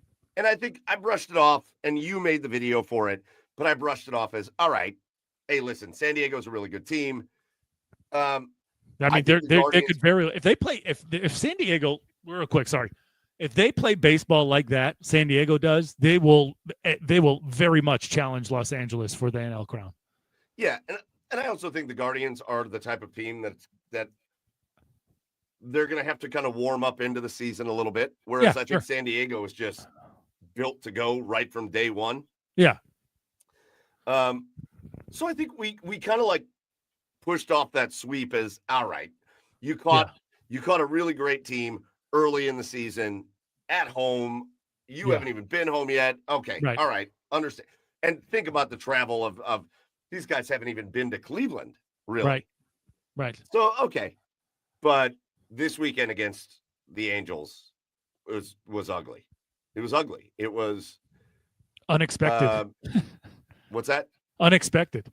Yeah. I mean, the only game you beat the Angels in was a game that required 3 home runs by Jose Ramirez, right? Yeah. It was one guy providing every ounce of offense, and you beat the Angels. But these last 2 games, I mean, you made the Angels, and listen, they've got some good players. Oh, Hoppy's a good hitter, man. Yeah. And he showed it. Mike Trout obviously put his muscle to use out there and showed that he's still Mike Trout. Yeah. They got some good players. But man, you got dog walked yesterday where you gave up 10 runs. Right. And then you got dog walked again today and there is a well-warranted starting pitching concern right off the bat. Right off the bat. Right. I mean, the things we were hoping to see out of the starting pitching, we are not seeing. Yeah, you went into the season with a lot of hope. I mean, especially with the way Gavin Williams was pitching this spring. You know, even Tanner Bybee after his first outing against Kansas City, you were like, yeah, this is the ace that we just extended for sure. Yes. And he got pummeled. He started the 10-run game, didn't he? Yeah, he did. Yep. Yeah, he started the 10-run game. Oh yeah, he got lit up. He got absolutely shelled. So yeah, you are very much having a starting pitching problem, and you also have a little bit of a bullpen problem too. But they can come around. I mean, it's bullpens you can mix and match and rotate, but if your starting pitching can't give you more than 3-4 innings a game, you're in trouble. You're in a lot of trouble early. Well, I mean, Luis Ortiz, he wasn't bad today. He was really bad against San Diego, but again, I think a lot of us chalk that up to San Diego just being sure so good offensively. Sure. Luis Ortiz takes the loss today, but he went 6 innings, gave up 3 runs, 7 hits. He wasn't terrible. He didn't walk anybody. No, he wasn't as out of control as he was in the San Diego start. Yeah, he was much more in control. So hopefully he's working himself into that. I'm not really concerned about Bibee. I know he got shellacked against the Angels yesterday. But bad outings happen. Yes, to everybody. Yeah. Gavin Williams has me concerned. Yeah.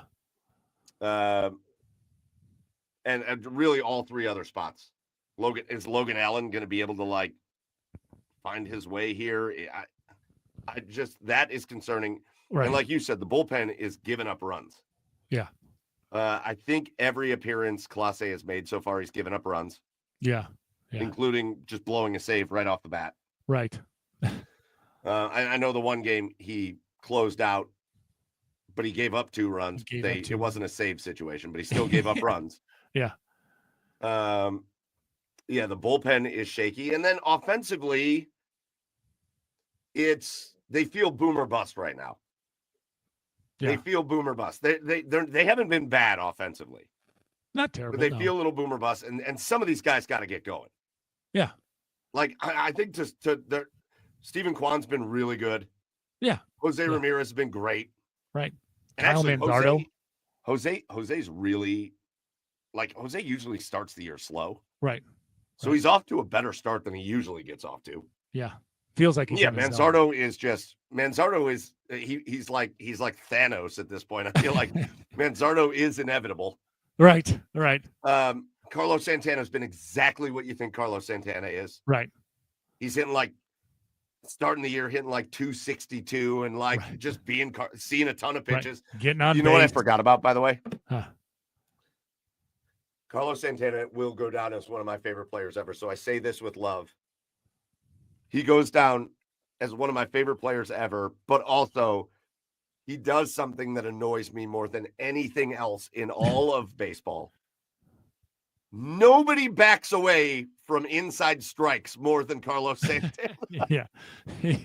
I forgot how much that drives me crazy. Yeah. How many times you're watching and he's facing this way, and all of a sudden he's doing this. He's flinging himself out of the batter's box. Right, just taking himself out. It's a cold strike. Carlos, it's a strike, my dude. You don't have to go bailing out of the batter's box. Right. He doesn't. But he can't get his hands around quick enough. Brian Rocchio is off to a terrible start. Bad. It's all bad. Gabe Arias has got to be better. Jhonkensy Noel is doing nothing. What's he got? 1 hit on the season? I think so. Nolan Jones is doing nothing. Right. And Lane Thomas is doing nothing. Right. And we saw maybe there's a precedent with Lane Thomas because we saw it last year. Maybe he's another one of those guys that just has to get rolling a little bit. Yeah. But that right field platoon has to be good. Right. And so far they've been bad. Right. Brian Rocchio has to be something. Anything better than what he's doing now. And that's the other thing. This team has been stupid. They've played bad defense. Yeah. Defensively, they've not been good. No. And what are they doing on the base paths? I don't know. I have no idea.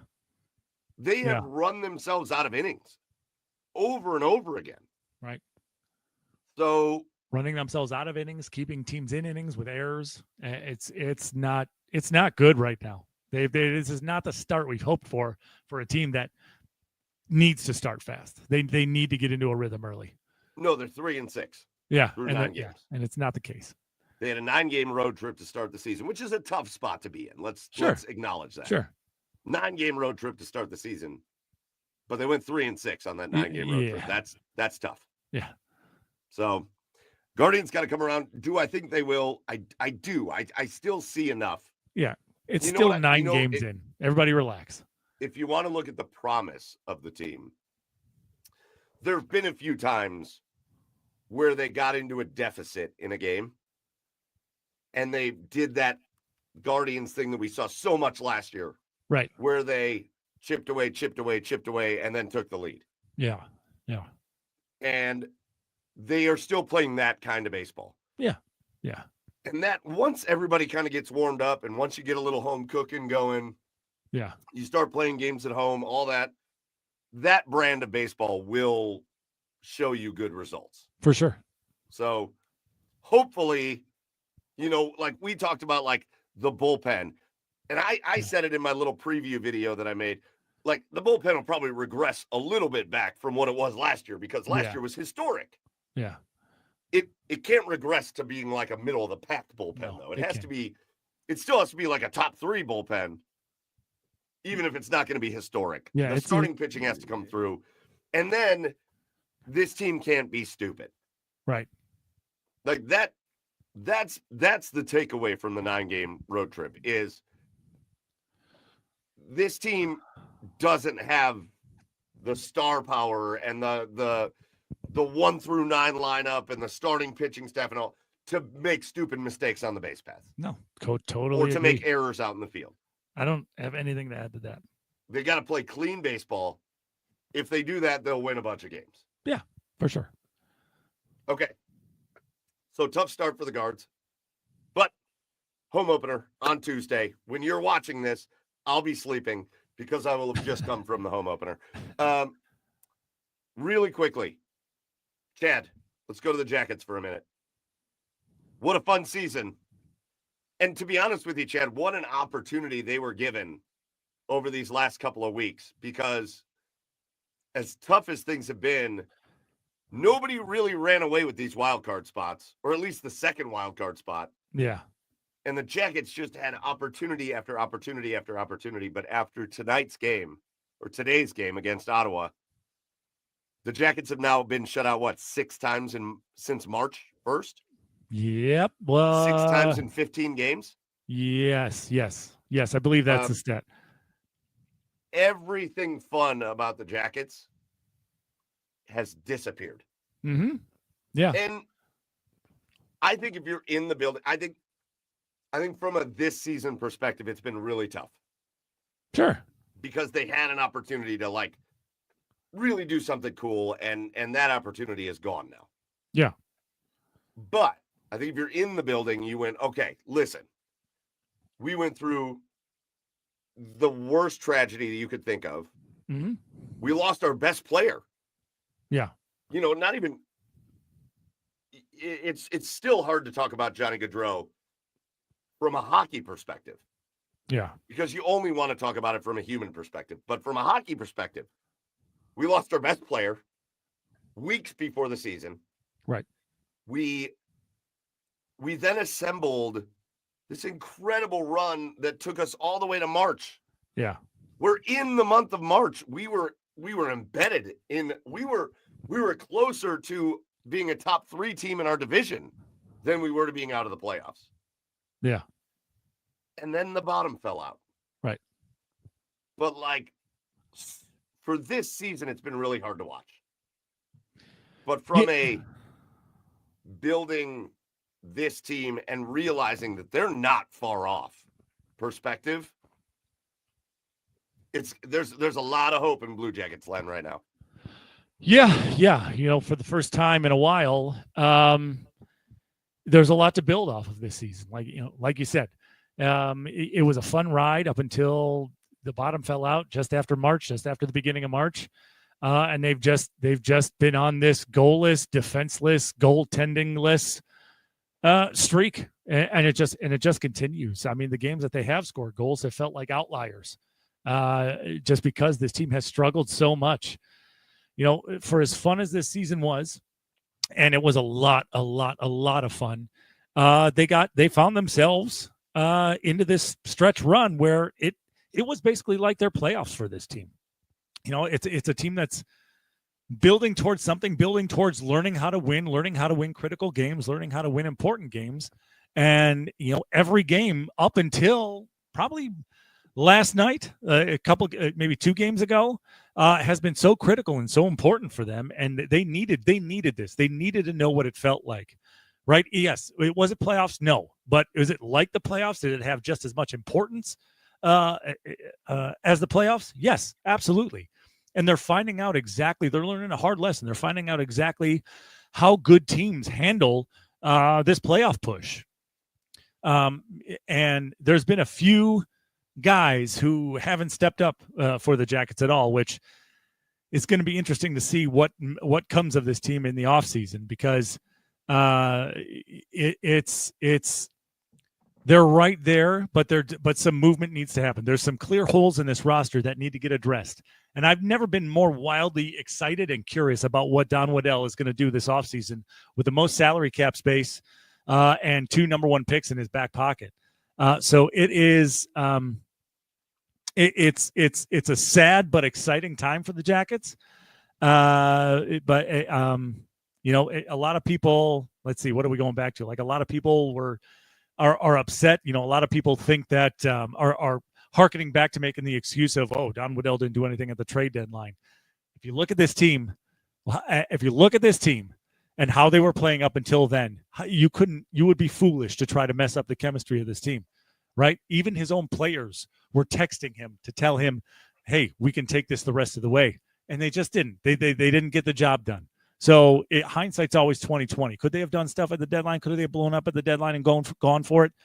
Yes, but no, this wasn't the year to do it, because the young guys needed this experience. You could not trade away your young stars in exchange for not getting this playoff experience, in exchange for possibly ruining the chemistry of this team. So, it was fun. It was fun up until this point, but all those playoff hopes, playoff dreams have been shattered. So let's just get through these. My mentality right now is let's just get through these next, 6-7 games and get to this offseason, because I can't wait to see how he builds this team going forward. Yeah. And the job and the task that Don Waddell and Dean Evason were asked to do this year, take a team that wildly underperformed, take a team that felt lost. And we were always big fans of Jarmo Kekalainen. We had him here on the show. We loved he was a fun dude. We loved talking to him. I liked Jarmo. I like the passion that he had. You had 2 coaches that were probably not quite ready, and then you had the Mike Babcock experience in between all that, and you felt like over the last couple of years this Columbus Blue Jackets organization was directionless. It was, God, we just hope there's some good players out there that might make games fun to watch. And then Don Waddell and Dean Evason step in, and they have to deal with tragedy right off the bat. Right? Like one of the first things these guys have to deal with is Johnny Gaudreau. And that's a hard thing to step into, because it takes you from, hey, what are we going to do to impact a hockey team, from day one to, hey, what do we got to do for these men and their lives and these families that are impacted by this? But now, going into year 2 of the situation, and now they've had a chance to see what they got. Don Waddell has made a career out of building programs. Look what he did with Carolina. Jesus. Dean Evason has shown this year, if nothing else, he's the right guy for this job. That's a home run hire. There's a lot of reasons to be really optimistic. I think the Columbus Blue Jackets, and I think the fans, the fifth line, Chad, are in for I think they're in for a wild ride this offseason. Yeah. Yeah, it's going to be wild. It's going to be interesting to see. It's got to wait a couple of months, but I can't wait to see what he does with this roster. Yeah, agreed. All right, last thing before we get out of here. Cavs aren't making anybody feel real warm and fuzzy right now, are they? Nope. They are not. I love the win over the Knicks that they had this last week. I thought that was a great win. It felt like they were back to themselves. Yeah. And then Friday night, they go down to San Antonio, and they really dominate the Spurs all game long. And then in the span of just minutes at the end of the fourth quarter, the Spurs erase a large deficit quickly. Yeah. And all of a sudden, it is a 1-point game, and the Spurs have the ball with the last shot, and they luckily missed that shot. So the Cavaliers get the win, but it was shocking almost to see it, because the Cavs have been so good about closing out games this year. Right. And then today, the The Cavaliers come out and they play the Sacramento Kings. This is not a good Sacramento Kings team. Yes, DeMar DeRozan's still a pretty good player. I still think Zach LaVine's one of the most overrated players, and I say it all the time, and then he drops like 40 on us in this game. But the Cavaliers play well in the first half, and then it's like they forget how to play basketball at times. Right. I don't know what has happened. I don't know if this is just a long season and this just is the time that they're kind of hitting this part where they're slumping a little bit. Yeah. But like you don't want to be getting to the end of the season and not feeling like you're ramping up. Right. And right now it doesn't feel like the Cavs are ramping up.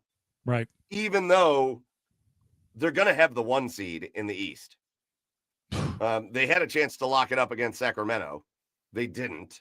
But again, the magic number's 1. So just a Boston loss or a Cavs win is going to lock it up. That will happen. But it feels like they're limping towards the playoffs. And well, Donovan with his ankle tonight, he's limping. Well, he actually is limping. Yeah. I don't know, man.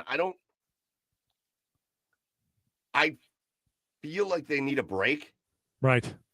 I feel like the fact that they are going to be the 1 seed, and so, you're going to have that play-in tournament, and they're gonna get a couple of days to like sort themselves out. I think it's actually going to be good for them. I think sometimes you worry about that. Sure. I think it's going to actually be good for the Cavaliers, but man, they go on these stretches, Chad, in these games where everything is easy for the other team, and they just can't make buckets. Right. And it's so different than what we've watched all season long. It's just, this is a weird stretch of basketball for this team. Very weird. Very weird. I'm uncomfortable. I feel all icky because of it. I don't know what has happened. I don't know what it is. I don't know whether they're just tired of playing in the regular season. I don't know whether they're just, I can't explain it. I can't explain the fall off, how it and it's not even falling off because they're still winning games, but right. It just doesn't like, maybe we got spoiled at the beginning of the season thinking that, with as big of dominant wins, as much of a dominant wins as they've been having. I don't know. I don't know why the level of play has seemed to fall off. I cannot explain it, but they are going to clinch the 1 seed. Hopefully they are going to clinch the 1 seed, and maybe those couple of days that they're going to get with the play-in tournament, they can regroup and rest and like you said, sort themselves out, because there's got to be some sort of kick in the ass that these guys need. Well, listen, there's only 4 games left. They're 62-16, right? Like, I don't want to go crazy with this. Their next game is against the Bulls. That should be the game that they win to clinch their number 1 seed. But we'll see. They play the Bulls, the Knicks, and I think they play the Pacers twice. But the season ends on Sunday. And then it is go time for the postseason. I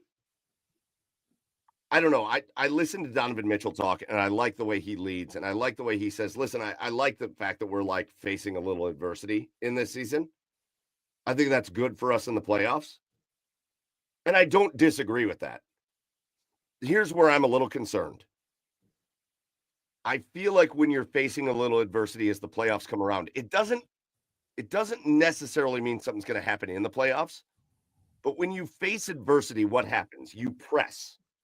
You start to play different because you're pressing to try to get out of the adversity. I was about to say, they're not handling it well. Well, yeah, it's you start to do things different than what you've done all year because you feel like you need to get out of the adversity. You want to have that sorted out by the time the playoffs start. You want to have that confidence of saying, no, we don't need to be doing all this bullshit. We can just play the way we've played all year, and that will carry us in the playoffs. You want to have that sorted out before the playoffs. Well, they got 4 games to sort it out. Because, listen, I know the Cavaliers are going to be heavy favorites in any series that comes along. But starting in that first series in the playoffs, the Cavaliers are going to be facing, again, teams they're going to be favored to win over, but like it's going to be either Orlando or Miami or Atlanta or Chicago or, those will be the teams. Because I think those are actually locked in to be I think the Eastern Conference is pretty much locked up, to be honest. So it's going to be those 4 teams.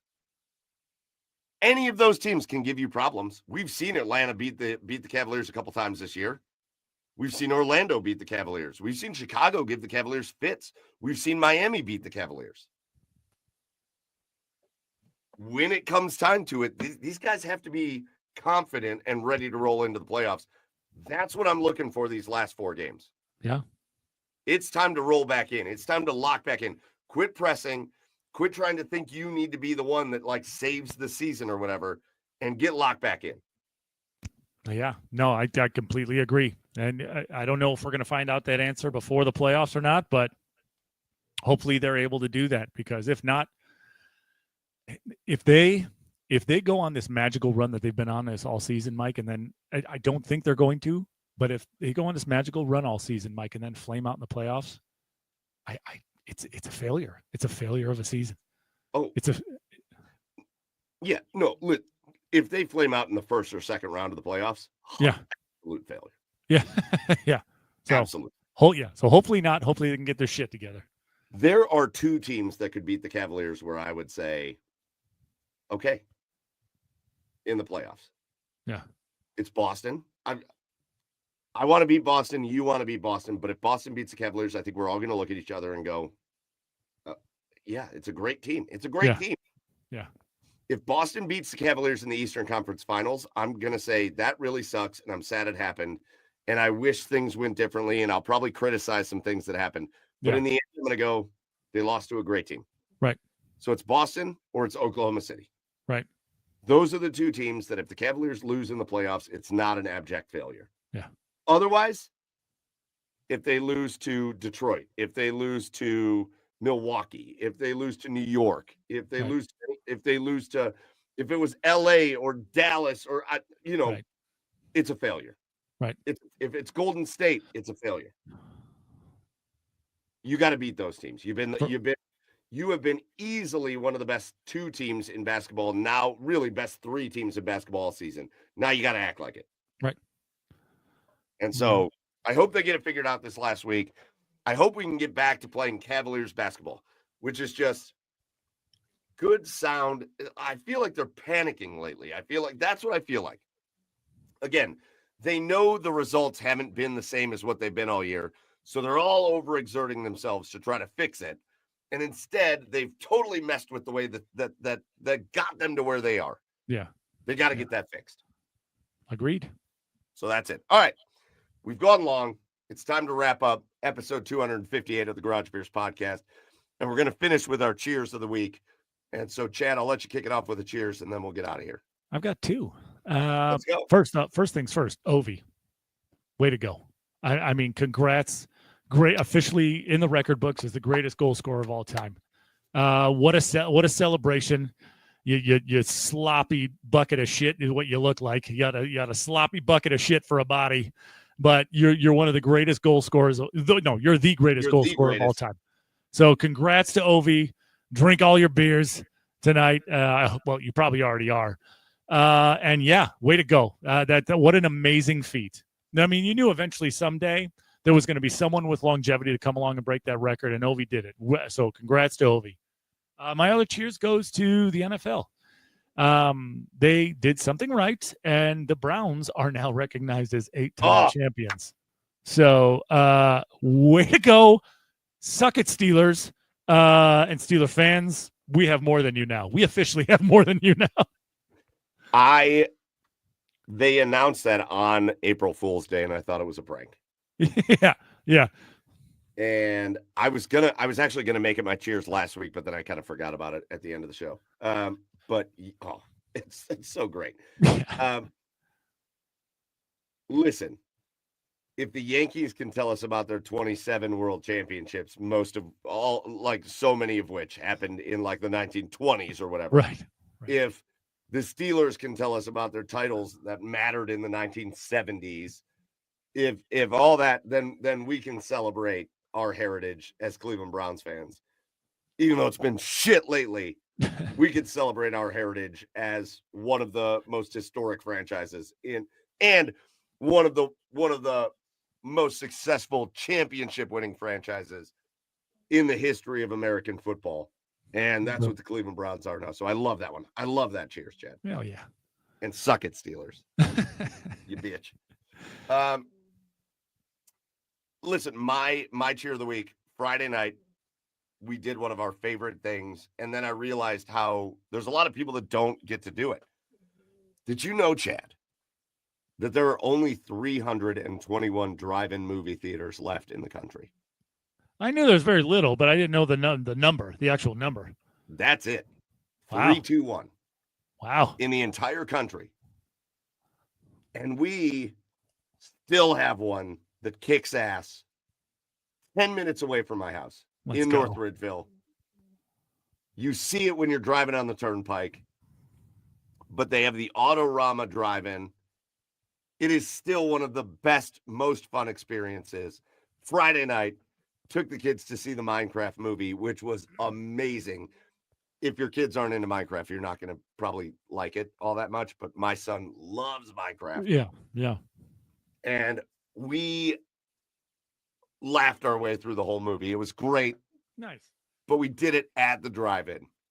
And the fact that we still have one in North Ridgeville, and they keep up with it, it's nice. The concession stand makes you feel like you've gone right back into the 1950s. Let's go.